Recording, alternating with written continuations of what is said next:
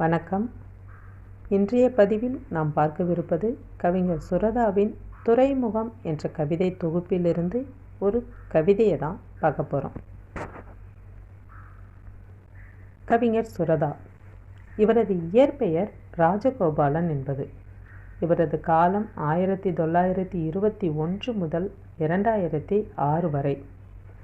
இவர் பாரதிதாசன் மீது கொண்ட அதீத பற்றின் காரணமாக பாரதிதாசனின் இயற்பெயராகிய சுப்புரத்தினம் என்ற பெயரின் அடிப்படையில் தனது பெயரையும் சுப்புரத்தின தாசன் என்று மாற்றிக்கொண்டவர். இந்த சுப்புரத்தின தாசன் என்ற பெயரே பின்னாளில் சுரதா என்று சுருக்கமாக அனைவராலும் வழங்கப்படுகிறது. சுரதா கவிஞராகவும் திரைப்பட பாடலாசிரியராகவும் எழுத்தாளராகவும் அனைவராலும் அறியப்பட்டவர்.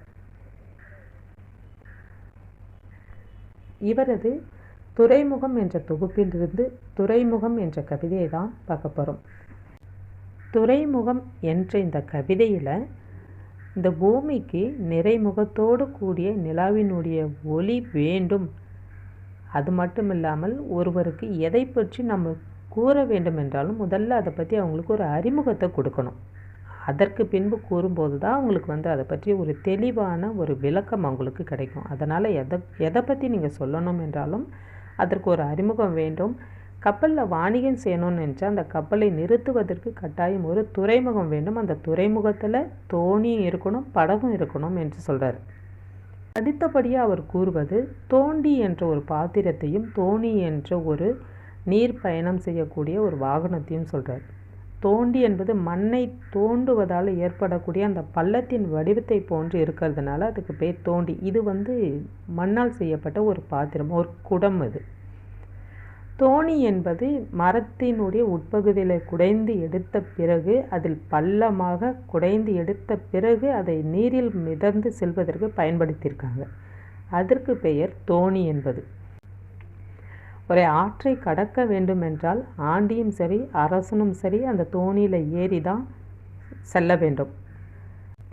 தோணிக்கு அடுத்தபடியாக ஓடம் என்ற ஒரு கருவி, அதாவது நீரை கடப்பதற்கு ஒரு வாகனத்தை கண்டுபிடிச்சிருக்காங்க. இந்த ஓடம் என்பது அதாவது ஒரு மனிதன் என்றால் மனிதனுடைய உடம்பில் நூற்றுக்கணக்கான நரம்புகளால் பின்னப்பட்டிருக்கும். அதே போல் ஓடம் என்பது பார்த்திங்கன்னா காட்டில் விளையக்கூடிய பிரம்பு என்று சொல்லக்கூடிய ஒரு தாவரம், வளைந்து கொடுக்கக்கூடிய ஒரு வகை தாவரம். அதை கொண்டு பின்னி செய்யப்பட்டது தான் இந்த ஓடம் என்பது.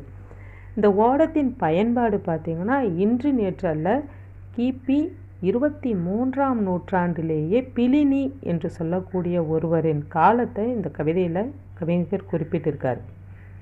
இந்த பிலினி என்பவர் ரோம் நாட்டை சார்ந்தவர். கிபி 23ஆம் நூற்றாண்டில் வாழ்ந்ததா ஒரு வரலாற்று குறிப்பு இருக்குது.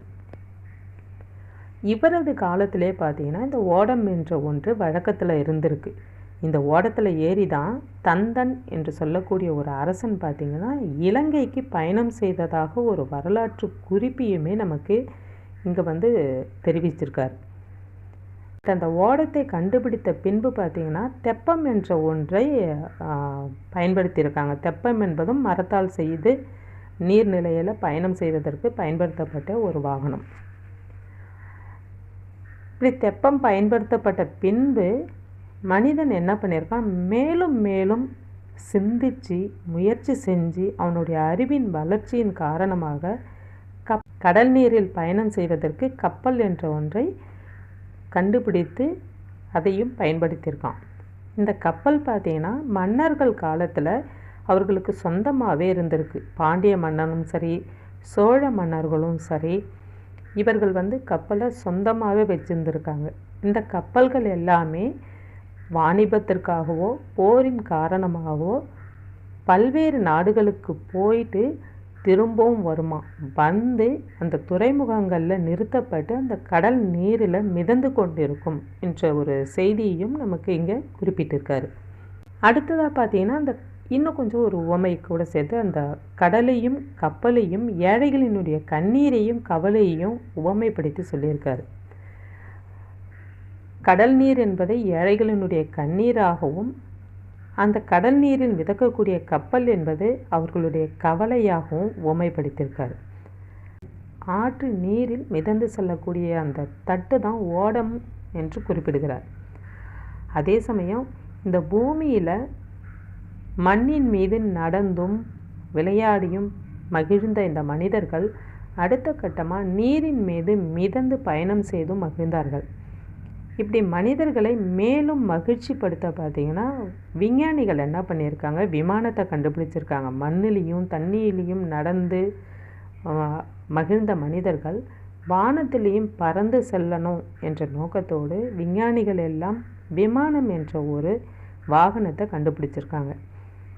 இந்த விமானத்துக்கு ஆகாய விமானம், அது ஆகாயம் என்பது வானம், வானத்தில் பறந்து செல்றதுனால விமானம் அப்படின்னு சொல்லுவாங்க. விமானம் பறக்கிறதுனால அந்த வானத்துக்கு எந்த ஒரு பாதிப்பும் ஏற்படுவதில்லை. ஆனால் அந்த விமானம் ஏதாவது பழுது ஏற்பட்டு கீழே விழக்கூடிய ஒரு நிலை ஏற்படுமானால் அதில் பயணம் செய்யக்கூடிய மனிதர்களாக இருந்தாலும் சரி, இல்லை அந்த விமானத்துக்கும் சரி, கட்டாயமாக பாதிப்பு அப்படின்றது கட்டாயம் ஏற்படும். ஆபத்து ஏற்பட வாய்ப்பு இருக்குன்னு தெரிந்தாலுமே அதில் பயணம் செய்யாத வணிகர்களோ அமைச்சர்களோ யாராவது இருக்காங்களா என்ற வினாவோடு கவிதையை நிறைவு செய்கிறார். இனி கவிதையை பார்க்கலாம்.